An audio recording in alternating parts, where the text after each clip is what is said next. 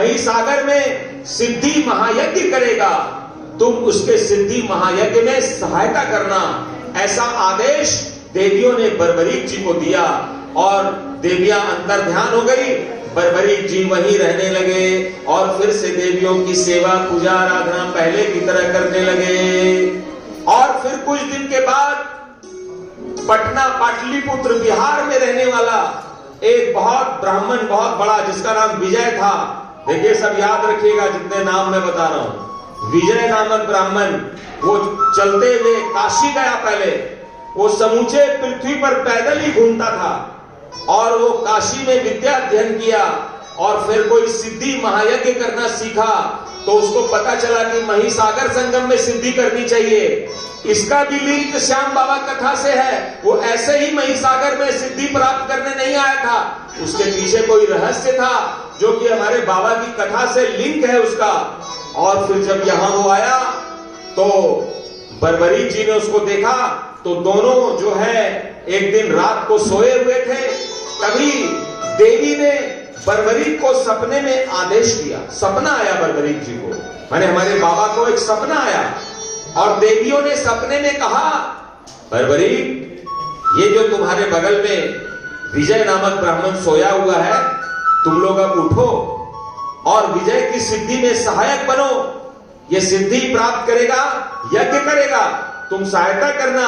क्योंकि यज्ञ जब कोई करता है, कोई अच्छा काम करता है, तो उसमें बाधा पहुंचाने वाले हजार लोग आ जाते हैं। ऐसे में विघ्नहर्ता बनकर तुम इनकी सहायता करना। और फिर दोनों जाग गए। स्नान ध्यान करने के बाद में उन लोगों ने एक यज्ञ मंडप बनाया और वहां पर हर तरह की पूजा सामग्री एकत्रित की। गणेश जी का पूजन किया, अपराजिता देवी का पूजन किया और फिर वहां पर यज्ञ की अग्नि जलाई गई। यज्ञ की अग्नि जलाई गई तो विजय ने बर्बरीक जी से कहा कि हे बर्बरीक, तुम देवी की कथा का पाठ करो और यहां पहरेदारी करते रहो। यदि कोई राक्षस आए तो तुम उसको यज्ञ भूमि में घुसने मत देना। अब क्या है कि ये तो मैं आप लोगों को डायलॉग फॉर्म में बता रहा हूं ना, ये सारी कथा को हम गा सकते हैं, जैसे सुंदरकांड गाते हैं ना। इसकी पुस्तकें अभी छपेंगी ना, जब कोई हमें दानी सज्जन मिल जाएंगे पुस्तक छपवाने में। देखिए इसीलिए तो मैंने लक्ष्मी जी का भजन गाया था कि बिना लक्ष्मी का कुछ नहीं होता है। तो जब कोई ऐसे मिलेंगे ना हमें जो 1000, 2000, 5000 पुस्तक छपवा दें, तब हम लोग ये सारी कथा को ना सब एक एक पुस्तक आपको दे देंगे सबको। और फिर मैं यहाँ पे बैठ के या कोई और गायक बैठ जाएगा यहाँ पर और फिर सभी आधी लाइन मैं गाऊंगा, आधी लाइन आप लोग सब कोई गाना। इसमें विस्तार से लिखा हुआ है और जब गाएंगे और ये लोग बजाएंगे तो कितना आनंद आएगा, है ना। सुंदरकांड की तरह गाएंगे। कौन कौन चाहता है कि ऐसा हो जाए? बोलो खाटू नरेश की जय। और फिर जब तक मैं अनुष्ठान ना कर लूं तब तक तुम यहीं पे रहना और पहरेदारी करना। और फिर बर्बरीक जी सावधान हो गए, जैसे कोई ऑर्डर देता है ना सैनिक को, सावधान। तो वो सावधान होके वो पाठ भी करने लगे और चारों तरफ देख के रक्षा भी करने लगे। और डाकिनी, शाकिनी, ये सब जितनी भी आसुरी शक्तियां होती है, कोई भी वहां फटके तो तुम उसको यहां आने मत देना। ऐसे करके वो वहां पर खड़े हो गए बर्बरीक जी।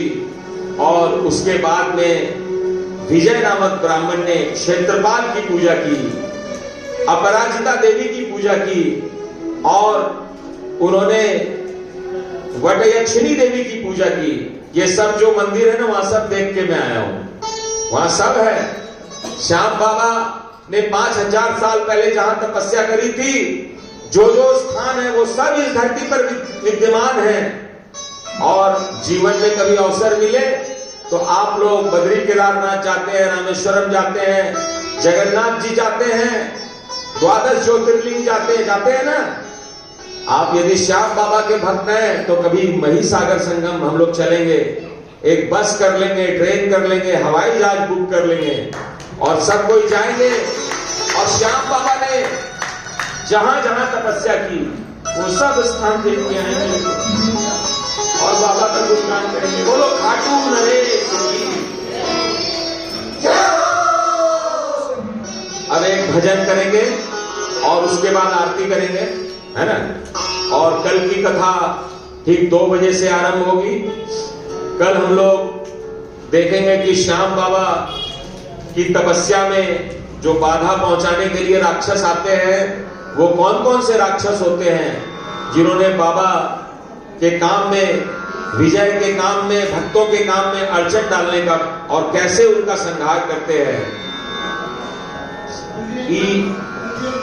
ई से है? कल वाला